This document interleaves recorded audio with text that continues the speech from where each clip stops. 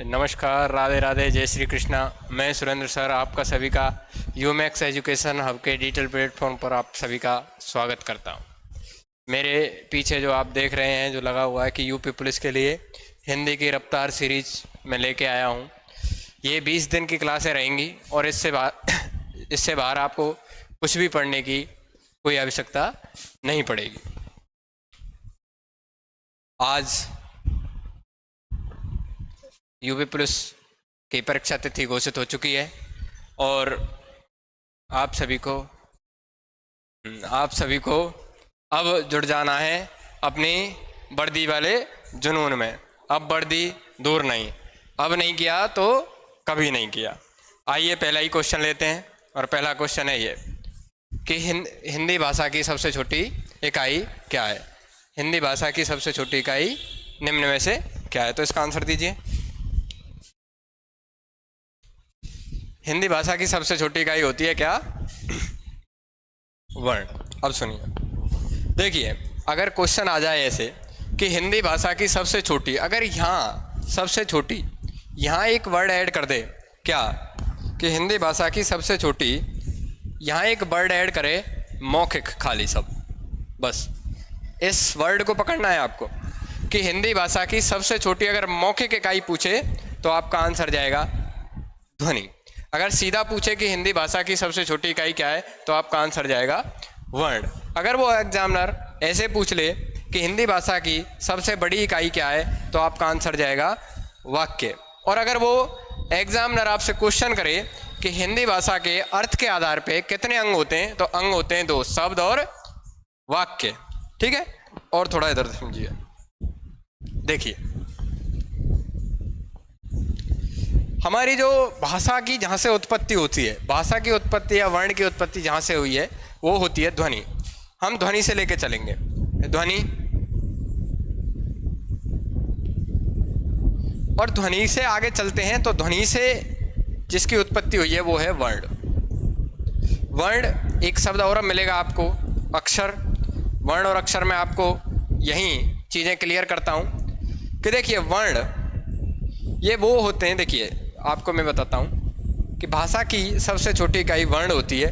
वर्णों के अगर 2 वर्णों को आपस में मिला देते हैं तो जो अक्षर का निर्माण हो, 2 मूल वर्णों को आपस में मिलाने से जिस वर्ण का नए वर्ण का निर्माण हो उसे बोलते हैं अक्षर। जैसे कि अभी आप देखिए, ये वर्ण है और ये इसका निर्माण का और आ से मिलकर हुआ है, ये क्या है?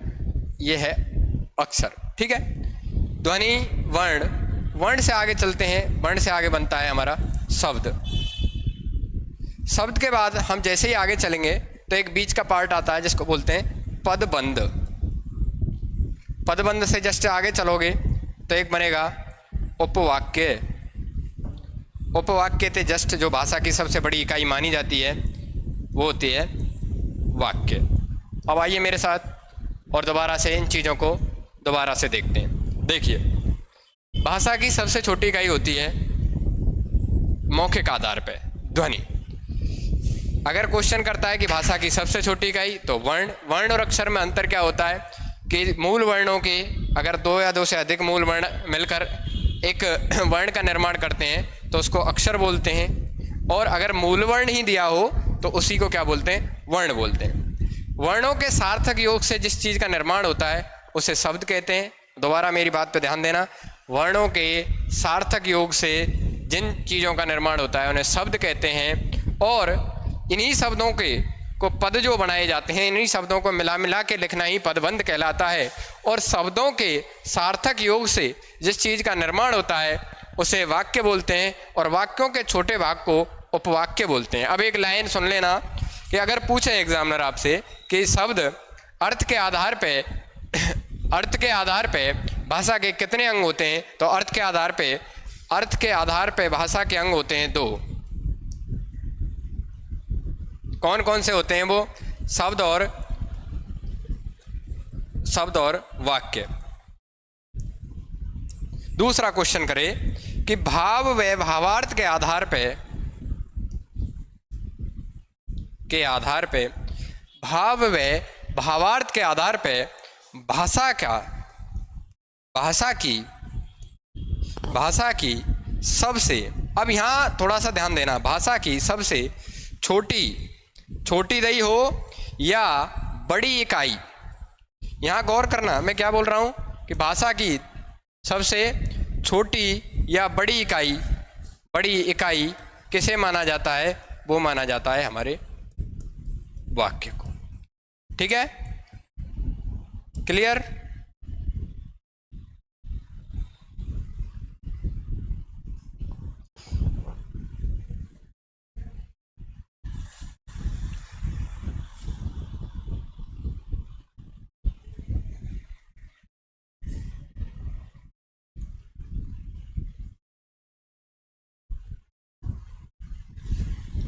ठीक है सर, ठीक है।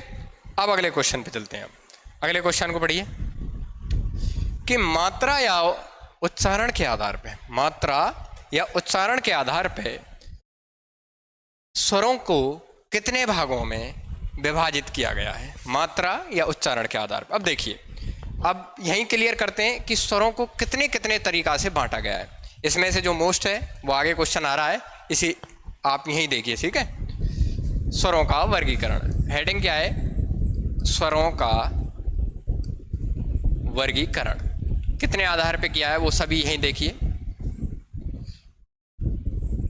पहला वर्गीकरण जो किया गया है वो किया गया है मात्रा या उच्चारण के आधार पे। अब देखिए ये क्या होता है कि हम जो ये स्वर हैं इनका उच्चारण कैसे कैसे करते हैं। ठीक है, इनमें जो मात्राएं लगती हैं, एक मात्रा है या दो मात्रा, वो कैसे कैसे हैं, तो इन्हें इस आधार पे किया गया है दो भागों में। दोनों भागों के नाम क्या हैं? एक को बोलते हैं ह्रस्व स्वर और एक को बोलते हैं दीर्घ स्वर। ह्रस्व और दीर्घ यहीं क्लियर करूंगा आपको, आगे क्वेश्चन आएगा तब और बताऊंगा, आज के बाद नहीं भूलोगे।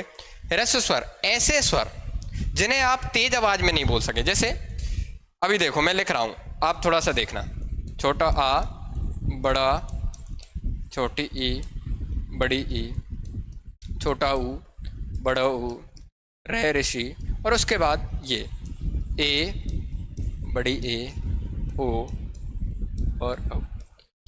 ये 11 स्वर होते हैं हिंदी में। ठीक है, अब देखिए इनका उच्चारण देखिए, अ, ई, उ और एक री। बाकी के जितने भी स्वर हैं, बाकी के कौन कौन से? हाँ ये आ, ई, बाकी के जितने भी स्वर हैं उनको आप तेज आवाज में बोल सकते हो, जैसे आ, ई, उ, ए, ओ, या फिर ऐसे स्वर देखना कि जिनको आप तोड़ नहीं सको एक से दो भागों में। जैसे इसको तोड़ दोगे आप आ प्लस आ में, इसको तोड़ दोगे आप ई प्लस ई में। ठीक है, इनको नहीं तोड़ पाओगे, इनको नहीं तोड़ पाओगे, इसको तोड़ना ही नहीं है। ये सभी कैसे स्वर होते हैं? ह्रस्व स्वर होते हैं। ये सभी स्वर कैसे होते हैं? ह्रस्व स्वर होते हैं। ठीक है, हाँ अभी दूसरा लेंगे। सेकंड वर्गीकरण किया गया है जातीय आधार पे। जातीय आधार पे स्वरों को कितने भागों में बांटा गया है? दो भागों में। एक कौन सा है? सजातीय, और दूसरा कौन सा है? विजातीय। ऐसे स्वर जो समान परिवार के या शुरू के 6 स्वर, छोटा आ, बड़ा आ, छोटी, बड़ी, रे, ऋषि और छोटा ऊ, बड़ा ऊ, ये शुरू के 6 वर्ण, ये 6 स्वर कैसे हैं? सजातीय। बाकी अभी इनको कैसे पहचानोगे कि देखो छोटा आ हो, बड़ा आ हो, ये ऐसे हैं, अगर इनका मिलान हुआ है, ये बने हैं, इनका निर्माण सेम वर्ण से हुआ है। बाकी ये जितने भी स्वर आएंगे ऐसे, ये देखो अलग अलग स्वर से इनका निर्माण हुआ है, यही कैसे कहलाते हैं? विजातीय स्वर। ठीक है,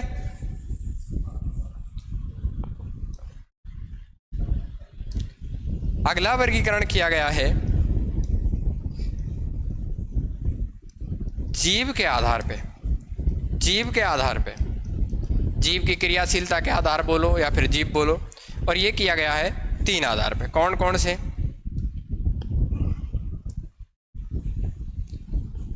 एक किया गया है अग्र, जीभ का अगला भाग, एक किया गया है मध्य, जीभ का मध्य का भाग, और एक किया गया है पश्च, जीभ का पिछला भाग।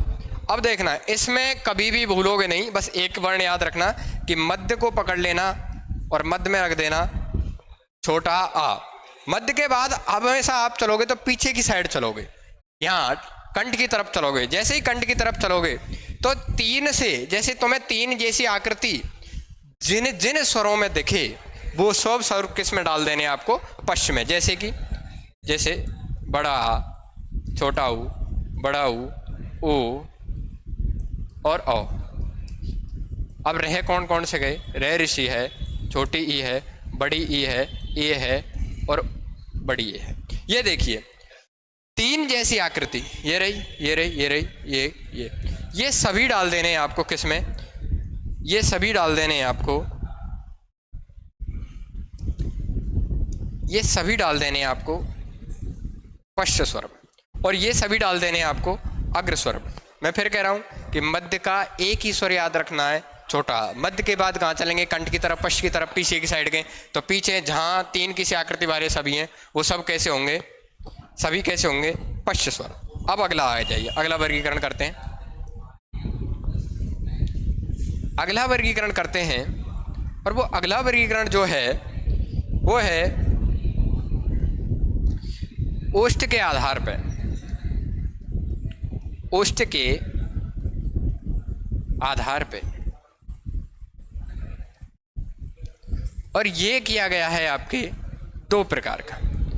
वे कौन कौन से रहे, एक होता है वृत्ताकार या वृत्तमुखी, और एक होता है अवृत्ताकार या अवृत्तमुखी। ऐसे स्वर जिनके उच्चारण से आपका मुख वृत्त की तरह गोल हो जाए, जैसे छोटा ऊ, बड़ा ऊ और औ। और बाकी के जितने भी हैं जिनमें के उच्चारण से आपके जो होठ हैं जो वृत्त की आकृति नहीं ले पाए वो सब कहलाएंगे अवृत्ताकार। ठीक है। और एक जो लास्ट हमारा वर्गीकरण किया गया है वो किया गया है मुख या तालु के आधार पर, और यही सबसे इंपॉर्टेंट है, और यह किया गया है 4 प्रकार में। ठीक है। अगला क्वेश्चन पे चलते हैं। ठीक है। तो मात्रा व उच्चारण के आधार पर स्वरों को कितने भागों में बांटा गया है, मात्रा व उच्चारण के आधार पर आपको आंसर मिल गया होगा। कितने भागों में बांटा गया है, 2 भागों में। ठीक है। अगला क्वेश्चन, अगला क्वेश्चन है कि तालु या मुख की आकृति के आधार पर स्वरों का वर्गीकरण कितने भागों में किया गया। अभी देखिए पीछे ही बताया मैंने, तालु या मुख के आधार पर कितने भागों में वर्गीकरण किया गया है। और ये सबसे मोस्ट क्वेश्चन है, अगर स्वर का वर्गीकरण का क्वेश्चन आएगा तो यही याद रखना है आपको। ठीक है। तो तालु या मुख के आधार पे, तालु या मुख के आधार पे, मुख की आकृति के आधार पे स्वरों को कितने भागों में बांटा गया है, तो अभी बताया आंसर क्या जाएगा इसका 4। कितने भागों में बांटा गया है, 4 भागों में। ठीक है। देखिए आप यहाँ के जो 10, 12, 15 क्वेश्चन जो कराऊंगा उसके बाद आपको उस टॉपिक से कभी हाथ नहीं लगाना है। ठीक है। इनको रिवाइज कर लेना, और कहीं से भी आप कैसा भी क्वेश्चन कर लेना, सब क्वेश्चन आप अटेम्प्ट कर लोगे। बस ध्यान से सुनना जो मैं पढ़ा रहा हूँ। ठीक है। तालु या मुख की आकृति के आधार पे स्वरों का वर्गीकरण कितने भागों में किया गया है। ठीक है। ये सबसे मोस्ट इंपोर्टेंट क्वेश्चन आएगा आपका अगर स्वर के वर्गीकरण से आया तो। ठीक है। तो वो किया गया है 4 आधारों। 4 कौन कौन से, चारों सुनो। एक होता है समृद्ध, एक होता है अर्ध समृद्ध,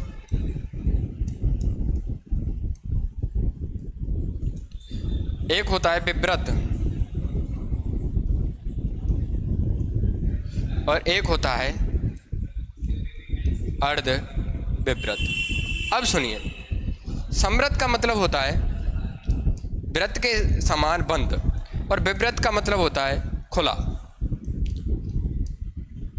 ऐसे स्वर जिनका उच्चारण करने पर हमारा मुख, अगर हम बंद मुख से भी जिनका उच्चारण कर दें वो समृद्ध स्वर कहलाते हैं। ऐसे जिन्हें कम बंद करके भी कर सकें वो अर्ध समृद्ध कहलाते हैं। विवृत जिन्हें हम कभी बंद करके कर ही नहीं सकते, मुंह खोलना ही पड़ेगा, आपको मुख खोलना ही पड़ेगा, वो होते हैं विवृत स्वर। और अर्धविव्रत ऐसे जिन्हें आधा मुख खोलकर जिनका उच्चारण किया जाता है अर्धविव्रत। अब देखिए, आपको ये याद करना बड़ा कठिन होता है, एग्जाम का प्रेशर होता है, भूल जाते हैं। तो अब बस एक याद रखना, जैसे मैंने जीव की आकृति के आधार पे बताया आपको कि मध्य वाला आ याद रखना है आपको छोटा, ऐसे ही आ याद रखना है आपको। बस एक लाइन पकड़ लेना, बस एक अगर पकड़ जाओगे तो पूरा क्वेश्चन कर लोगे। बस आपको ये पकड़ना है कौन सा, विव्रत, और इसमें पकड़ना है आपको क्या, बड़ा आ।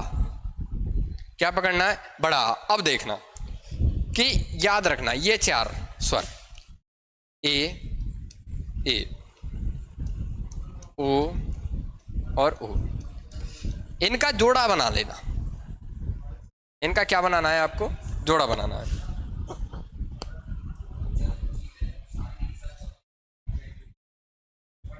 इनका क्या बनाना है आपका, जोड़ा। हमेशा याद रखना ये जो 2 जोड़ा बनाए ये हमेशा अर्ध में ही आएंगे। अब कौन से में आएंगे कौन से में नहीं आएंगे, इन चारों का ये डिसीजन आपको करना है। बस याद रखना, देखो सभी स्वरों का सबसे बड़ा स्वर माना जाता है कौन सा, अगर वैसे देखा जाए तो शुरुआत का बड़ा आ, जिसको हम मुंह खोलकर बोलेंगे आ। उसका परिवार का अगर हम देखें, इसी के परिवार का अगर कोई सदस्य है तो वो है, अगर इसी के परिवार का सदस्य देखें तो वो है छोटा आ। इसको याद रख लेना।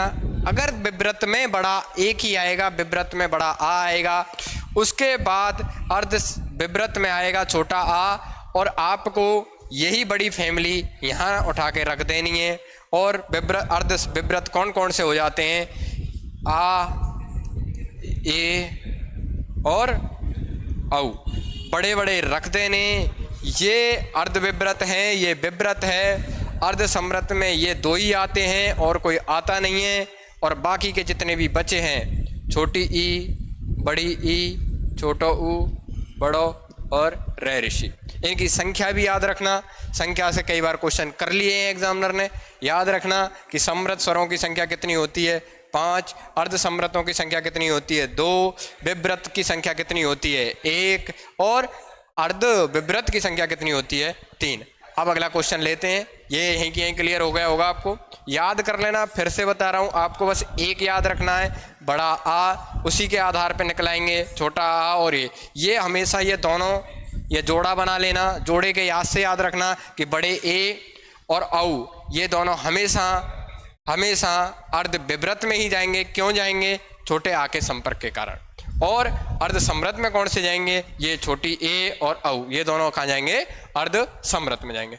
अगला क्वेश्चन कि हिंदी वर्णमाला का प्रारंभिक वर्ण, देखिए यहां से सबसे ज्यादा गलत होते हैं बच्चे, ये इस चीज का पता ही नहीं। हम वर्णमाला पढ़ रहे हैं, वर्णमाला क्या होती है, वर्णों का समुदाय या वर्णों का क्रमबद्ध अध्ययन ही वर्णमाला है।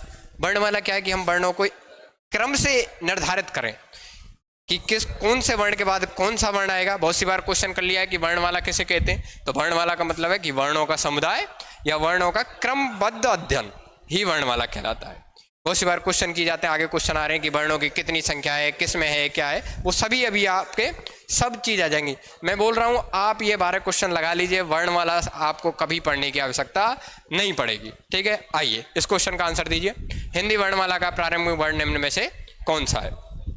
देखिए हमारी हिंदी वर्णमाला का जो प्रारंभिक वर्ण जो शुरुआत होती है वो होती है हमारे इस वर्ण से। इस वर्ण को आप क्या बोलते हैं, अनुस्वार। अनुस्वार के बाद जो वर्ण आता है वो आता है, अनुस्वार के बाद जो वर्ण आता है वो वर्ण आता है पूर्ण चंद्र बिंदु। और इसके बाद जो वर्ण आता है, इसके बाद जो वर्ण आता है वो आता है विसर्ग। इसके बाद जो वर्ण आएगा आपका, इसके बाद जो वर्ण आएगा वो आएगा आ। अब हम यहां से अपनी वर्णमाला की शुरुआत मानते हैं, जबकि ये वर्णमाला का चौथा वर्ण है। ठीक है, तो अब कभी भी एग्जाम में क्वेश्चन आ जाए तो वर्णमाला का पहला कभी भी आ जाए तो प्रथम वर्ण कौन सा है, वर्णमाला का प्रथम वर्ण कौन सा है, अनुस्वार है, जिसको नाक से बोला जाता है। वर्णमाला का द्वितीय वर्ण कौन सा है, तो वर्णमाला का दूसरा वर्ण किसे माना जाता है, पूर्ण चंद्र बिंदु है, पूर्ण चंद्र बिंदु। अब देखिए, इनका अधिकांश से इनका प्रयोग तत्सम शब्दों में किया जाता है, इन सभी का प्रयोग तद्भव शब्दों में किया जाता है। इन सभी का कहीं भी आपको अनुस्वार लगे मिल जाए, विसर्ग लगे मिल जाए, और आपको विसर्ग लगे और एग्जामिनर पूछे कि तत्सम है या तद्भव है, आंख मूंद कर बोल दो विसर्ग देखते ही कि तत्सम है।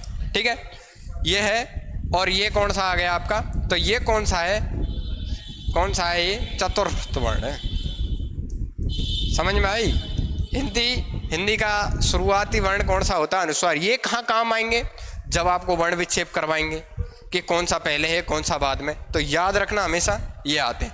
एक ऐसे हम संयुक्ताक्षर वाला क्वेश्चन आ रहा है, वहाँ देख लेना, उनका भी क्रम आपको याद रखना है। अगला क्वेश्चन, इसका आंसर क्या है भाई, जल्दी बताओ, इसका आंसर क्या है कि हिंदी वर्णमाला का प्रारंभिक वर्ण क्या है। अब तो पता पड़ गया आपको, कौन सा है, अनुस्वार। कौन सा है, अनुस्वार। ठीक है, अगला क्वेश्चन कि घोष कंपन नाद या ध्वनि के आधार पर विभाजित व्यंजन वर्णों में कुल सघोष, क्या पूछ रहा है, कुल सघोष व्यंजन वर्णों की संख्या की याद पूछ रहा है कि कुल सघोष व्यंजन वर्ण कितने होते हैं। अभी देखिए, क्वेश्चन सीधा सीधा आपसे पूछा जाएगा कि व्यंजनों का वर्गीकरण कितने आधारों पर किया गया, कि व्यंजन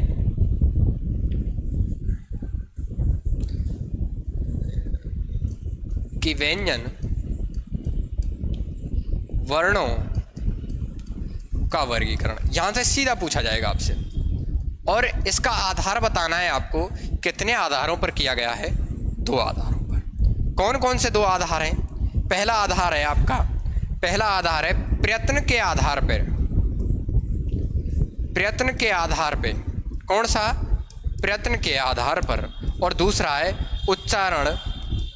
उच्चारण स्थान के आधार पर। ठीक है, ये भी 2, देखो कभी भी व्यंजन का क्वेश्चन पूछ लिया, वर्गीकरण कैसा भी पूछ लिया, सघोष, अघोष, अल्पप्राण, महाप्राण, सबका आंसर 2 देना है आपको। ठीक है, याद रखना। ये देखो, ये कितने आधार, प्रयत्न के आधार पे कितने भागों में बांटा गया है, 2। अब प्रयत्न के आधार पे कौन कौन से 2 भागों में बांटा गया है, वो कौन कौन से हैं, ये देखिए। एक तो है नाद या कंपन कह देते हैं, जो ऊपर चली रहा है, इसके आधार पे, और एक प्राणवायु के आधार पे। अब देखिए, आगे आपने पढ़ा, आगे क्वेश्चन आएगा कि प्राणवायु के आधार पे कितने भागों में बांटा गया है, 2, और नाद या कंपन के आधार पे बांटा गया है 2। यहाँ सघोष, यहाँ अघोष, यहाँ प्राण, अल्पप्राण, और यहाँ महाप्राण। अभी आपका क्वेश्चन है कुल सघोष व्यंजन वर्णों की, और देखिए उच्चारण स्थान की अभी मैं आपको बताऊंगा। इतना सरल, सटीक और इतनी अच्छी तरह बताऊंगा कि आपको कभी भी इन चीज़ों को नहीं भूलोगे। ठीक है, अभी ये देखिए कि नाद या कंपन ध्वनि के आधार पर कितने प्रकार के रहे, 2 प्रकार के, सघोष या घोष भी आ सकता है, और अघोष। सा माने सहित, घोष माने आवाज, अघोष आ माने नहीं, घोष माने आवाज। ऐसे व्यंजन वर्ण जिनसे आवाज उत्पन्न हो, और ऐसे व्यंजन वर्ण जिनसे आवाज उत्पन्न नहीं हो। जिनसे आवाज उत्पन्न होगी सघोष, जिनसे नहीं होगी अघोष। अब देखिए, घोष के आधार पे, घोष के आधार पे 2 कौन कौन से होते हैं, 2 कौन कौन से होते हैं, सघोष और अघोष। बस याद रखने वाली चीज है, आपको याद रखना है कि किसी भी वर्ग के, देखो आपको क्या याद रखना है, यहाँ आपको लिखना है अघोष, यहाँ आपको लिखना है सघोष। तो आपको याद रखना है किसी भी वर्ग का पहला दूसरा वर्ण प्लस ऊष्मीय वर्ण, ऊष्मीय 4 वर्ण होते हैं, 4 कौन से, तीनों से और है, यहाँ आपको है छोड़कर, है वर्ण छोड़कर, बस टोटल इनकी संख्या देखना कि 5 वर्ग होते हैं, 5 दूनी 10 और 3 13।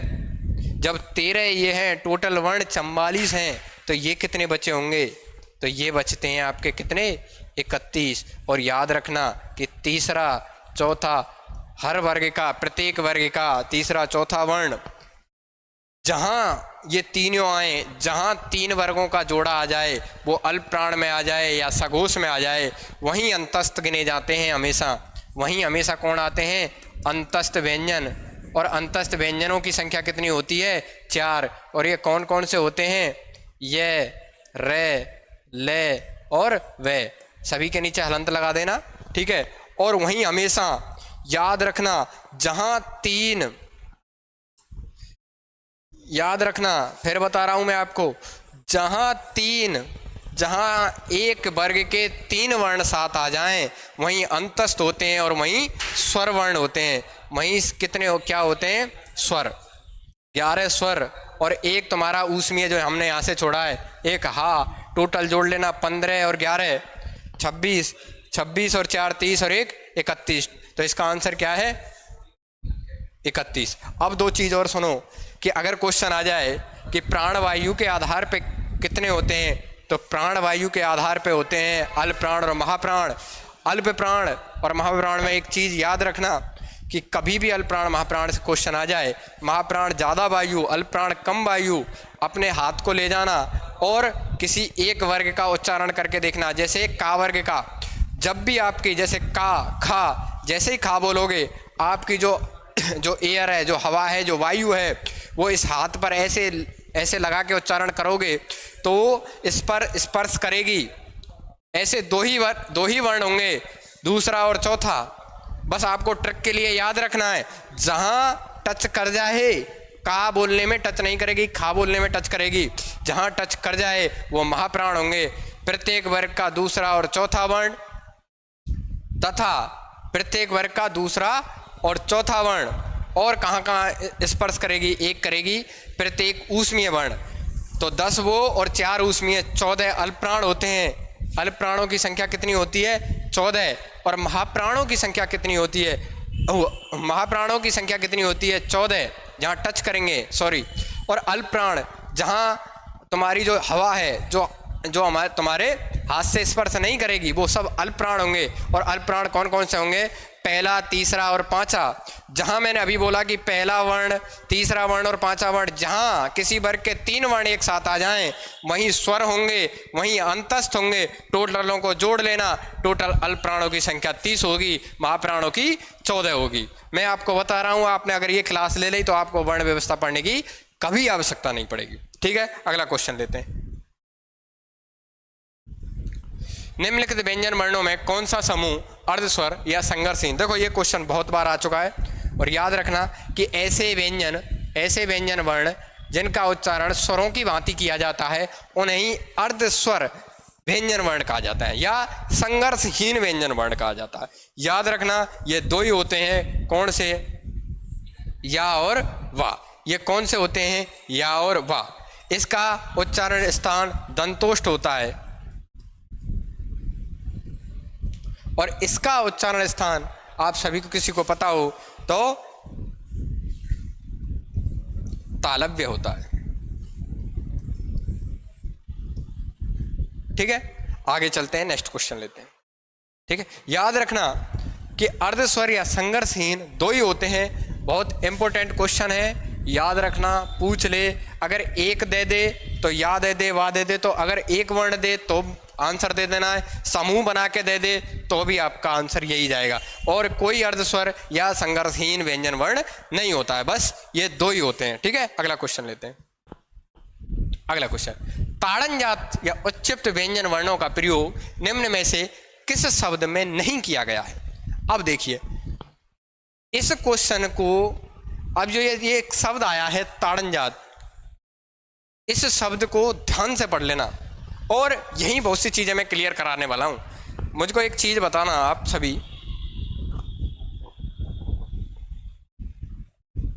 कि आपने पढ़ा है। देखिए जो मैं पूछना चाहता हूं वो आप मंथन करना और देखना कि यह है सिरोरेखा और यह है खड़ी पाई, इसके ऊपर जो बिंदी लगी जाती है उसको बोलते हैं अनुस्वार।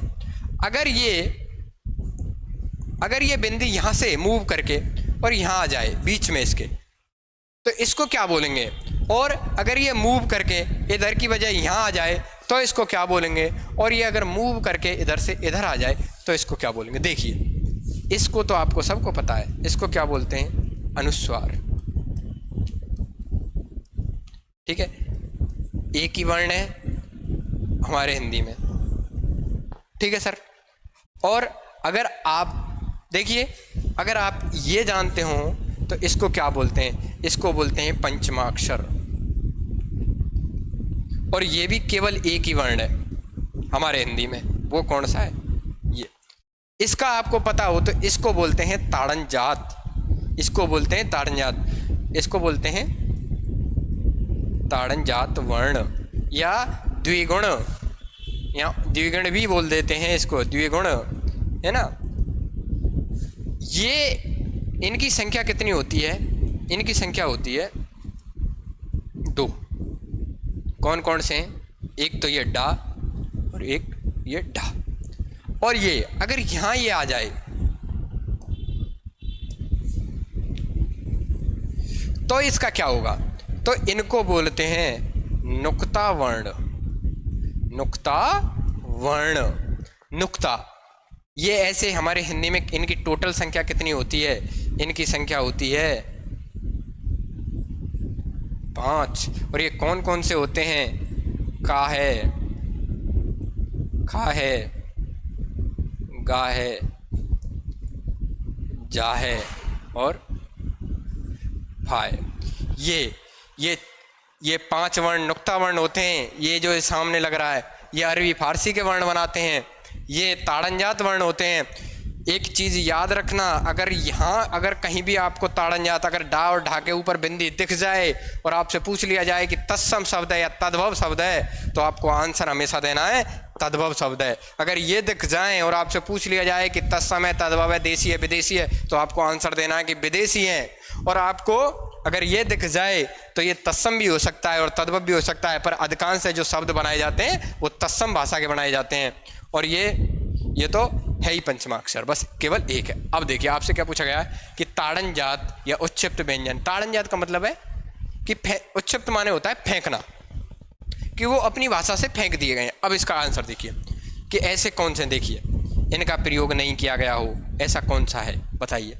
प्रौढ़, गढ़, गड्ढा, पंडित, इसका आंसर जाएगा। देखो इसमें ये है, इसमें ये है, इसमें ये है और इसमें नहीं है, इसका आंसर जाएगा। अब 2-3 चीज़ याद रखना जो वेरी इंपॉर्टेंट चीज़ हैं, जो आपके मतलब जो आपके एग्ज़ाम पॉइंट ऑफ व्यू से बहुत इंपॉर्टेंट है, वो याद रखना। पहली चीज़ कि कभी भी मेरी बात को ध्यान रखना, मैं क्या बोल रहा हूँ, कभी भी किसी शब्द के शुरुआती वर्ण के रूप में ताड़नजात वर्ण का प्रयोग नहीं किया जाएगा। अगर ताड़नजात वर्ण आता है तो वो शब्द अशुद्ध माना जाता है। जैसे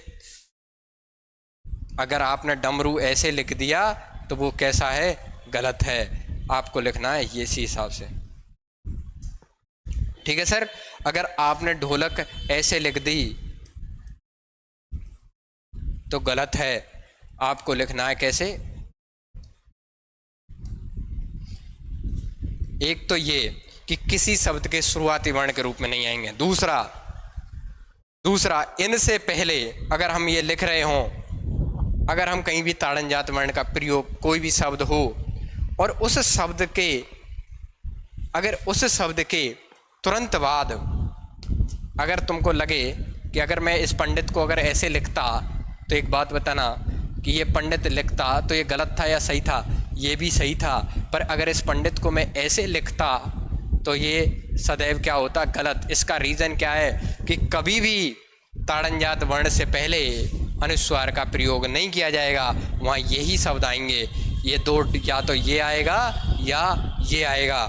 और दूसरी चीज़, कभी भी अगर ऐसे अनुस्वार नहीं हो और इनसे पूर्व, इनसे पहले, कभी भी ताड़नजात वर्ण से पहले, कभी भी ताड़नजात वर्ण से पहले आधा वर्ण का प्रयोग नहीं किया जाएगा। जैसे दो ये शब्द लिख रहा है गड्ढा,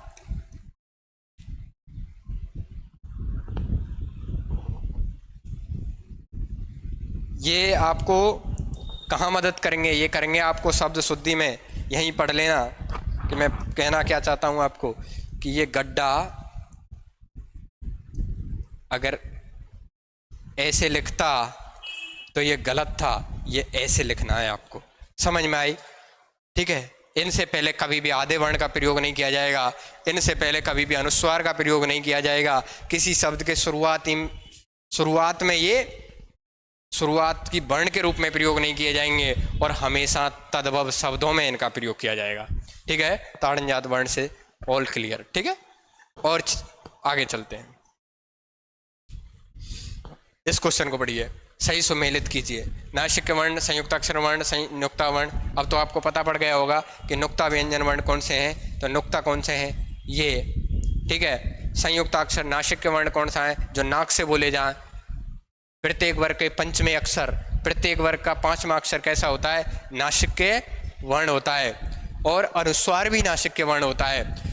अर्धस्वर व्यंजन वर्ण कौन से हैं, अभी बता के आया हूँ मैं। अर्धस्वर व्यंजन वर्ण या संघर्षहीन कौन से होते हैं, ये 3 होते हैं। और अगला क्वेश्चन कौन सा है, संयुक्ताक्षर वर्ण। एक लाइन आई कौन सी, संयुक्ताक्षर। इतने आप आंसर दीजिए, मैं कुछ लिखता हूँ और आपसे पूछता हूँ। संयुक्ताक्षर, संयुक्ताक्षर वर्ण, ये हमारी हिंदी में कितनी संख्या होती है इनकी, इनकी संख्या होती है 4। और ये कौन कौन से होते हैं, याद रखना, ये कौन कौन से होते हैं, 6, गे, त्रे और श्रे। ये 4 वर्ण होते हैं। इनको क्या बोलते हैं, संयुक्ताक्षर। इनका मिलन ऐसे व्यंजन वर्ण, ऐसे वर्ण जिनका निर्माण 2 व्यंजन वर्णों तथा एक स्वर के योग से होता है, उन्हें संयुक्ताक्षर वर्ण कहते हैं। जैसे अगर मैं इनको खोलूं तो ये ऐसे आएंगे। इसका निर्माण का और सा से हुआ है। या तो मैं इसको ऐसे लिखूं, ये अभी कंप्लीट है, इसमें ये स्वर सहित है। अगर इसको मैं निकाल के अगर ऐसे भी आ जाए तो भी इसको क्या मानना है आपको, या फिर इसको ऐसे लिख दो, बात एक ही है। समझ में आई? अब दूसरा आ जाए, दूसरे में ये ऐसे आ जाए, झा प्लस डा, बात एक ही है। या फिर इसको मैं ऐसे लिख दूँ, झा प्लस डा प्लस आ, बात। अगला आ जाए त्रे ता, अगला आ जाए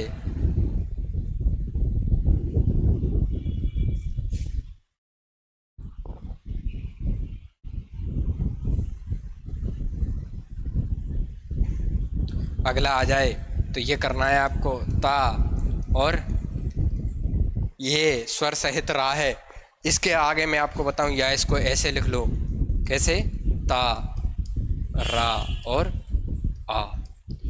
और ये श्रेय, ये सतह से और रे से मिलके बना होता है। या फिर इसको ऐसे लिख लो, से और रे। अब यहाँ एक चीज़ नोट करना जो तुम्हारे शब्द शुद्धि में बहुत इंपॉर्टेंट आएगी, और आज से पूछ लिया जाए, एक चीज़ याद रखना, संयुक्ताक्षर वर्ण ये किसी भी शब्द के शुरू में, बीच में, पीछे कहीं भी आ जाएं और आपसे पूछ लिया जाए ये शब्द तत्सम, तद्भव है, देशी है, विदेशी है, संकर है, तो आपको सदैव आंसर देना है कि तत्सम शब्द है। अब मैं पूछूं आपसे कि ये एक अक्षर जैसे मैंने लिख दिया, ये कैसा शब्द है, तो आपको मिला बीच में, तो ये आपको आंसर देना है कि तत्सम शब्द है। ठीक है। दूसरी चीज़ याद रखना कि इनका जो उच्चारण स्थान है, ये अगर का के बाद आया है, का और सा से मिलकर बना है, तो का के बाद हमेशा का और खा के बीच में ये आएगा। कहाँ आएगा ये, का व खा के मध्य आएगा। ये याद रखना, का और खा के मध्य आएगा ये।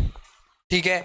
अगर ये आ जाए, ये पूछ लिया जाए, ये इसका उच्चारण स्थान कहाँ से हो जाएगा कि जा के बाद आएगा, तो जा और झा, इन दोनों के मध्य आएगा ये। ठीक है। और अगर उच्चारण स्थान पूछ ले वो कि इसका कहाँ से आएगा, तो इसका बताइए, ता और था के मध्य से ये निकलता है, इनका उच्चारण स्थान रहेगा। और अगर पूछ ले कि श्रेय का उच्चारण स्थान क्या है, तो श्रेय का उच्चारण स्थान से और इस से के मध्य होगा। याद रखना इनका उच्चारण स्थान। जैसे ही स्वरों का क्रम बताया है मैंने, शुरुआती वर्ण अनुस्वार होता है, ऐसे ही का के बाद ये आता है, ना कि ख आता है, इनके मध्य होता है ये। जा के बाद ये झा आता है, ता के बाद ये। आप रिवीजन करो, याद रखना, ठीक है। और दूसरा तत्सम शब्द होंगे। तीसरी चीज, 2 शब्द और सुनते जाओ इधर ही, कि दो चीज मिलेंगी आपको। एक मिलेगा संयुक्त शब्द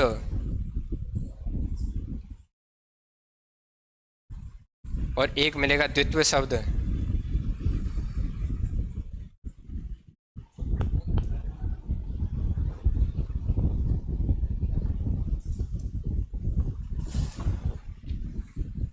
छोड़ो, वो आपको शब्द वाले में बताएंगे, ठीक है। जल्दी लेट अगला क्वेश्चन लेते हैं। इसका आंसर मिला आपको? हाँ, ये संयुक्त अक्षर वर्ण कौन कौन से हैं? ये आंसर मिला आपको पहले में। दूसरा संयुक्त अक्षर। अब देखिए, हमेशा अगर ऐसा क्वेश्चन आ जाए, इतना बड़ा क्वेश्चन आ जाए, तो हमेशा याद रखना, थोड़ा सा माइंड ले, रीजनिंग के हिसाब से सॉल्व करना क्वेश्चन को। कि देखिए कि इसमें 1 है, इसमें 3 है, ये 2 सेम से, तो इनमें आंसर देखना है आपको। अगर एक भी पहचान गए तो उससे ही आंसर निकाल लाओगे। संयुक्त अक्षर वर्ण कहाँ है? ये रे। कहाँ पे? ये रे, तीसरे। संयुक्त अक्षर वर्ण दूसरे में, तीसरा, ये रहा तीसरा, ये रहा। अब इसमें है ही नहीं, तो आंसर क्या जाएगा इसका? सही। अगला क्वेश्चन। 12 क्वेश्चन है, ज़्यादा क्वेश्चन नहीं है, जुड़े रहिए। और मैं कह रहा हूँ वर्ण व्यवस्था का, इससे बाहर यूपी पुलिस SSC GD का कभी क्वेश्चन नहीं जाएगा, ठीक है। निम्न वर्णों का उच्चारण स्थान को सुमेलित कीजिए। खा, गा, ला, फा, छा, सा, वा। इनका उच्चारण स्थान देखना है, कहाँ से कहाँ का। इस क्वेश्चन के लिए आप बने रहिए और देखिए, मैं आपको इन्हीं चीज़ों को रटाता हूँ कि 44 की 44 व्यंजन, 44 की 44 वर्ण कैसे उनका उच्चारण किया जाता है। तो सुनिए कि अब देखिए, ये क्या होता है हमारा? ये होता है गर्दन में, ये होता है कंठ। आपको कंठ याद रखना और कंठ से स्टेप बाय स्टेप ऊपर चलना है। कंठ जिससे जुड़ता है, जैसे देखिए ये कंठ होता है। कंठ जिस चीज से जुड़ा होता है, कंठ जिससे तुम्हारी जीभ टच करती है बार बार, उससे बोलते हैं तालु। तालु बोल दो या तालव्य बोल दो, ठीक है। याद करने के लिए याद रखना, ठीक है। कंठ जिससे जुड़ता है उससे बोलते हैं तालु। तालु में जो लगे होते हैं, जिन्हें आप मसूड़े बोलते हैं, जिन्हें मूर्धन्य बोलते हैं, आपके लिए मसूड़े याद रखा है तो मसूड़ा याद रखना। क्या? मसूड़े कोई मूर्धन्य बोलते हैं, ठीक है, मसूड़ा। और मसूड़े में जो लगे होते हैं वो होते हैं दांत। ये क्रम याद रखना है आपको। मसूड़े में जो लगे होते हैं वो होते हैं दांत, और दांत जिससे टच करते हैं वो होते हैं आपके होठ या ओष्ठ बोल देते हैं। अब याद रखना, ये क्रम याद रखना है आपको, और सभी की सभी व्यंजन वर्ण याद हो जाएंगे आपको। कैसे?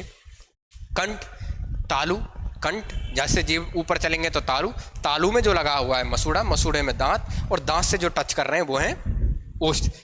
1-2 बार जैसे ही रिवाइज करोगे ये सब चीज़ें याद आ जाएंगी, और सब चीज़ें याद आ जाएंगी। उसी हिसाब से देखो, कंठ, तालु, मूर्धन्य, दंत, ओष्ठ। कंठ, तालु, मूर्धन्य, दंत, ओष्ठ, ऐसे याद करना है। अब बताइए, हिंदी में व्यंजन वर्गों की संख्या कितनी होती है? 5। तो पहले से ही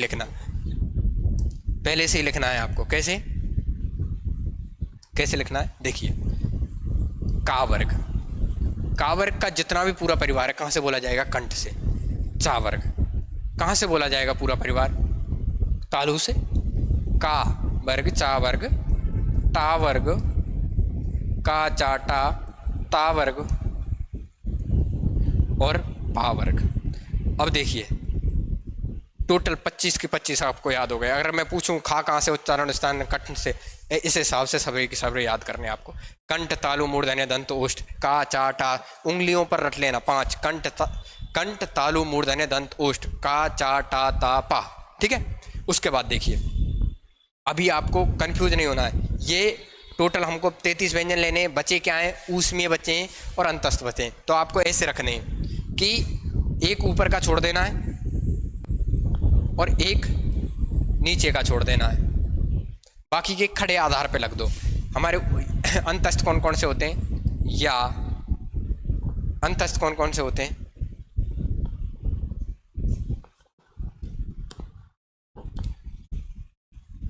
अंतस्थ कौन कौन से होते हैं? देखिए, या, रा और ला, ये तीन होते हैं।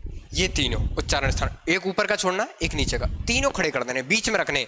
5 याद करोगे ना तो ऊपर का याद छोड़ देना, बीच और क्रम से याद ना, या, रा, ला, अपने आप याद हो जाएंगे। ठीक है, ये 3 आ गए। तालु से या, मूर्धन्य से रा, दंत से ला। अगले तीनों को खड़ा कर दो, ऊष्मियों को। कौन से ऊष्मी आएंगे? देखिए, अगले तीनों को खड़ो कर दो, देखो क्रम से। देखिए, नीचे 2 वर्ण रह गए, यहाँ वा रह गया, या, रा, ला, वा, और यहाँ रह गया हा। अब इनके लिए जगह नहीं है, ये इनका उच्चारण स्थान ही अलग है। वा का उच्चारण स्थान है दंतोष्ठ होता है, जो मोस्टली आपको याद ही रखना है। वा का उच्चारण स्थान क्या होता है? दंतोष्ठ, जो आपको याद ही रखना है। और हा का स्थान होता है स्वर यंत्र या काकल्य या अलीजिब्या। ठीक है, ये आपको याद ही रखने। ये इस तरह के आपके 33 के 33 व्यंजन वर्ण हो गए। अगले क्वेश्चन में मैं आपको बताता हूं कि ये 33 व्यंजन वर्ण हो गए। स्वरों का उच्चारण स्थान कैसे होगा, दोबारा से सुन लीजिए। पहले कंठ आएगा, कंठ के बाद हमारी जीभ जिससे टच करती है तालु आएगा, तालु में जो लगे हुए हैं मसूड़े, मसूड़े में दांत, और दांत जिससे टच करते हैं वो ओष्ठ। ऐसे ही बोलना, का वर्ग, चा वर्ग, टा वर्ग, ता वर्ग, पा वर्ग। ठीक है, ऐसे ही ऊपर का एक वर्ग छोड़ देना कंठ, और नीचे वाला छोड़ देना कौन सा? ओष्ठ वाला। और तीनों के तीनों रख देना, 3 के 3 अंतस्थ, 3 के 3 ऊष्मीय। ये कौन से हैं? ये है ऊष्मीय, और ये 3 कौन से हैं? ये 3 कौन से हैं? अंतस्थ। ठीक है, अगला क्वेश्चन लेते हैं।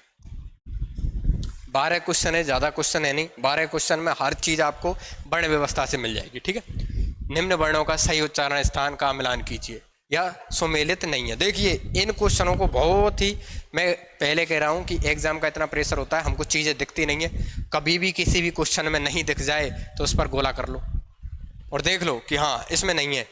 क्यों? क्योंकि हम सीधा यहाँ तक पढ़ा ही नहीं, हमने स्पीडली निकल के आए और हमने नहीं देखा ही नहीं और क्वेश्चन को गलत कर आए।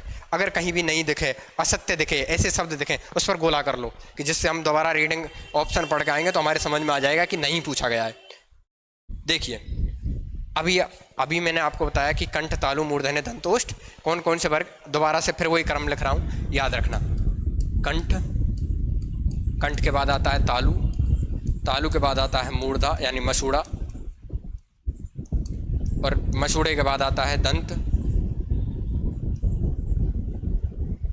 मसूड़े के बाद आता है दंत, और दंत के बाद आता है ओष्ठ। ठीक है, आप याद कर लेना। का वर्ग, चा वर्ग, टा वर्ग, ता वर्ग, पा वर्ग, या, रा, ला, सा, सा, सा, हा स्वर यंत्र से, वा अलीजिब्या स्वर यंत्र से, वा बोला जाएगा दंतोष्ठ से, हा स्वर यंत्र से, अलीजिब्या काकल्य। अब यहाँ से देखिए 33वां हो गए। 11 स्वर यहाँ से कैसे उच्चारण किए जाएंगे? 11 स्वर और 2 अयोगवा ध्वनि कैसे किए जाएंगे?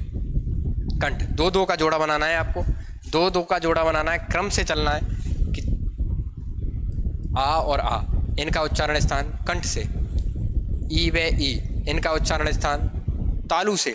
अब देखिए, एक ट्रिक याद रखना आपको, जब भी किसी के मसूड़ों में दर्द होती है या हमारी दाढ़ में दर्द होती है, मसूड़ों में दर्द होती है, तो हम किसके पास जाते हैं? ऋषि के पास। किस लिए? उसको अकवाने के लिए, या फिर उसकी देसी दवाई करवाने के लिए। ठीक है, तो ऐसे याद रखना, मसूड़ा में दर्द होगा और दर्द के लिए हम किसके पास जाएंगे? ऋषि के पास। इसका उच्चारण स्थान क्या होगा? ऋषि। अब देखिए, इसमें हमारे हिंदी में कोई भी स्वरों का उच्चारण नहीं किया जाता, इसको याद रखना है। सर्वाधिक इफेक्ट, सर्वाधिक प्रभाव ओष्ठ पे किस स्वर का पड़ता है? बहुत छोटा ऊ और बड़ा ऊ, जिनके उच्चारण से ओष्ठ गोल हो जाते हैं, बस ये याद रखना है आपको। और ये 2 बोले जाएंगे किससे? ये छोटा ऊ और बड़ा ऊ। अब बताइए, 2, 4, 5, 6, 7 स्वर हो गए। कौन कौन से स्वर बचे हैं? बड़ी ए, छोटी ए, बड़ी ए, ओ और औ, ये 4 बचे हैं। अब इन चारों का उच्चारण स्थान और देख लीजिए जल्दी से, और फिर 2 लास्ट क्वेश्चन बचे हैं, 2 क्वेश्चन और लेते हैं फटाफट। ठीक है, ये देखिए, ये 2 बचे हैं, एक कौन कौन से बचे हैं? ए। अब देखिए ए बचा है और ए बचा है, तो इसका देखिए, इसका निर्माण किससे होता है? आ और ई से। आ और ई से। आ का उच्चारण कंठ, ई का उच्चारण तालु। आ का उच्चारण कंठ, दोनों जोड़ दो और दोनों जोड़ गए तो ये बोल गए कंठ तालव्य। कंठ तालव्य, ठीक है। ये दोनों का उच्चारण स्थान क्या हो गया? कंठ तालव्य। अब दो और बचे हैं, कौन से? ओ और औ। ऐसे मिला के देखने हैं आपको, पहला ही लेना है, पहला ही वर्ण आ और उ, इनसे मिलकर बना है। आ का स्थान कंठ, उ का स्थान ओष्ठ और इनका उच्चारण स्थान है कंठोष्ठ, ठीक है सर। अभी आपको दो चीज़ और याद रखनी है सर। एक चीज़ याद रखना कि कंठ से ही सदैव उच्चारण स्थान किया जाता है, किसका? विसर्ग का। और इसका जो ये अनुस्वार है, इसका उच्चारण स्थान होता है नासिक के। बार बार बता के आया हूँ, आगे भी बताया था इसका उच्चारण। इस तरह से आपके 44 की 44, 44 और 2 ये 46, 44 और 2 ये 46, 46 की 46 व्यंजन सभी वर्णों का उच्चारण स्थान आपको पता पड़ गया, ठीक है। आगे चलते हैं और आगे देखते हैं, अगला क्वेश्चन लेते हैं। अभी इसका देखो उच्चारण स्थान, आ व ई, आ व ई, ठीक है। इसका देखना, आ व ए का उच्चारण स्थान कंठ तालव्य, सही है क्या? कंठ तालव्य, कंठ तालव्य सही है बिल्कुल। उ और ओ कंठोष्ठ, कंठोष्ठ सही है, सही है। ऋषि मूर्धन्य, मूर्धन्य सही है। आ, इसका उच्चारण स्थान, देखो ऐसे ही क्वेश्चन छपाए जाते हैं। इसका उच्चारण स्थान क्या है? विसर्ग का कंठ है, ठीक है। तो सर इसका आंसर क्या हो गया? कंठ है। अगले क्वेश्चन पे आइए और अगला क्वेश्चन लेते हैं। अगला क्वेश्चन, हिंदी भाषा में मूल वर्णों की कुल कितनी संख्या होती है? इस क्वेश्चन से बार बार कन्फ्यूजन होते हैं। आज ही ये जितने भी ऑप्शन दे रखे हैं, इनसे सभी से क्वेश्चन बनाता हूँ और सभी की सभी राइट आंसर दे के आना है आपको, ठीक है। सुनिए, हिंदी में स्वरों की संख्या होती है 11, ठीक है। अयोग भा ऐसे व्यंजन वर्ण जो केवल स्वरों के साथ जुड़ के ही प्रयोग में लाए जाएंगे। ऐसे वर्ण जिनका प्रयोग केवल स्वरों के साथ ही जोड़कर किया जाता है, उन्हें बोला जाता है अयोग भा व्यंजन, अयोग भा वर्ण। और ये इनकी संख्या होती है 2। ये कौन कौन से होते हैं? अनुस्वार और विसर्ग, ठीक है सर। इनकी संख्या होती है स्वर। और व्यंजन, अब देखिए एक शब्द होता है व्यंजन। अब व्यंजन में आपको क्या पढ़ना है क्या नहीं याद रखना। देखो व्यंजन में एक होता है मूल व्यंजन, मूल व्यंजन वर्ण, इनकी संख्या देखी जाए तो 33। और कुल व्यंजन इनकी संख्या देखी जाए, हालांकि ये क्वेश्चन आया नहीं और आ गया, तो इसमें क्या होता है? इसमें संयुक्त अक्षर वर्णों को मिला दीजिए, ठीक है। और 2 ताड़न जात को वर्णों को मिला दीजिए, इनकी टोटल संख्या हो जाती है 39, ठीक है। अब अगला क्वेश्चन देखिए, ये 33, ये 11, ये 33, इनकी संख्या कितनी हो गई? 2, ठीक है। एग्जामिनर क्वेश्चन करेगा आपसे कि हिंदी भाषा में मूल वर्णों की संख्या, मूल वर्ण तो सर ये 11 स्वर होते हैं और 33 व्यंजन होते हैं, टोटलों को जोड़ लो, आंसर जाएगा आपका 44, ठीक है। पर ये क्या चीज़ है? 52 क्या होते हैं? 56 क्या होते हैं? 33 तो आपको पता पड़ गया क्या है? व्यंजन है, ठीक है। कुल व्यंजन उनकी संख्या कितनी होती है? 39। अभी देखिए ये टोटल कितने हो गए? 11 और 33। अभी के लिए इसको हटाते हैं, इसमें आप कन्फ्यूजन होंगे, अभी के लिए 1 मिनट के लिए इसको हटाता हूँ, ठीक है। अभी आप देखिए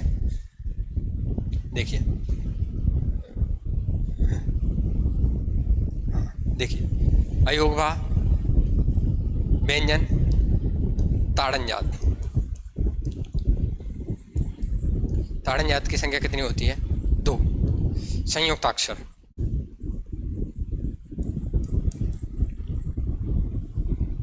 इनकी संख्या कितनी होती है? 4। टोटल को जोड़ो, टोटल जोड़ो, 33 और 11 44, 48 49 और टोटल हो गए इन दोनों को भी जोड़ के 52। हिंदी में कुल व्यंजन, हिंदी में कुल वर्णों की संख्या, क्वेश्चन यहाँ लिख रहा हूँ, हिंदी में कुल वर्णों की संख्या, कुल वर्णों की संख्या। देखो अगर क्वेश्चन आए कि हिंदी वर्णमाला में, हिंदी वर्णमाला के कुल वर्णों की संख्या, हिंदी में मूल वर्णों की संख्या, तो आपको आंसर देना 44। हिंदी में कुल वर्णों की संख्या आ जाए तो आपको आंसर देना 52। कितने? 52। अब देखिए एक क्वेश्चन आएगा हिंदी में मानक वर्णों की संख्या, मानक जो माने जा रहे हैं, तो इनके अलावा कुछ ऐसे हैं जो विदेशी स्वर भी हैं और विदेशी व्यंजन भी हैं, उन सभी को जोड़कर टोटल कितने हो जाएंगे? 4 और बढ़ जाएंगे, टोटल ले जाएंगे कितने? 56। तो हिंदी में अगर अब हिंदी के मानक व्यंजन, हिंदी में मानक वर्णों की संख्या, मानक जो माने जा रहे हैं वो होते हैं कितने? 56। ठीक है सर। और ये ठीक है, और एक और याद रखना, आप नोट डाल कर रखना कि हिंदी का एकमात्र अमानक वर्ण, अमानक वर्ण एकमात्र है ओनली, और वो कौन सा होता है सर? ये। आज की डेट में इसका प्रयोग किसके रूप में किया जा रहा है? झा। पहले जैसे झंडा झलक लिखी आती थी वो इसकी होती थी, इसका मतलब क्या होता है? ये झा। ठीक है सर। अगला क्वेश्चन लेते हैं, ये लास्ट क्वेश्चन है आज की क्लास का। और अगर आपको क्लास अच्छी लगी हो तो मुझको बताना, कमेंट करना कि अगली क्लास लेनी है, कैसी लेनी है, वर्ण व्यवस्था से लेनी है या आगे चले कंटिन्यू करें। हिंदी वर्णमाला में शहीद स्वर या उदासीन स्वर कौन सा माना जाता है? शहीद स्वर या उदासीन स्वर? ठीक है सर, शहीद स्वर या उदासीन स्वर। अब देखिए, एक शब्द होता है मात्रा। वर्णों के उच्चारण में लगा समय को क्या बोलते हैं? मात्रा। मात्रा दृश्य रूप में जो हम देखते हैं मात्रा, वो कितनी होती है? 10।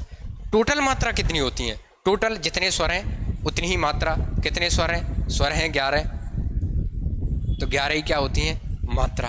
पर दृश्य रूप में, दृश्य रूप में कितनी होती हैं? दृश्य रूप में कितनी होती हैं? 10। अब ये एक कहाँ गई? तो इस आ की, इस छोटे आ की मात्रा दिखाई नहीं देती है। ये कैसी होती है? ये उदासीन होती है। ये कैसी होती है? उदासीन। और इसी को बोलते हैं हम शहीद स्वर।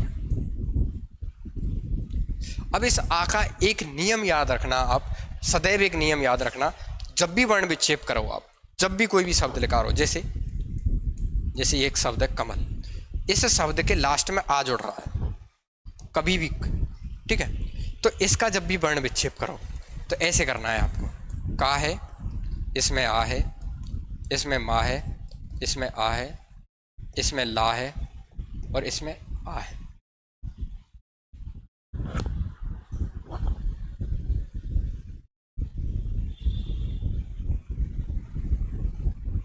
देखिए यहाँ से एक शब्द आएगा कमल, इसमें जैसे का है, आ है, मा है, आ है, ला है और आ है। यहीं क्लियर कर रहा हूँ, आपके सभी जितने भी डाउट होंगे। देखिए कभी भी ऐसा क्वेश्चन आ जाए, एक कमल और एक दूसरा इसी से, जिससे आप कंफ्यूजन नहीं हो, एक शब्द लिख दिया मैंने, कमला, कमली, जो भी हो, एक शब्द लिख दिया कमली, ठीक है? अब इसका भी करो,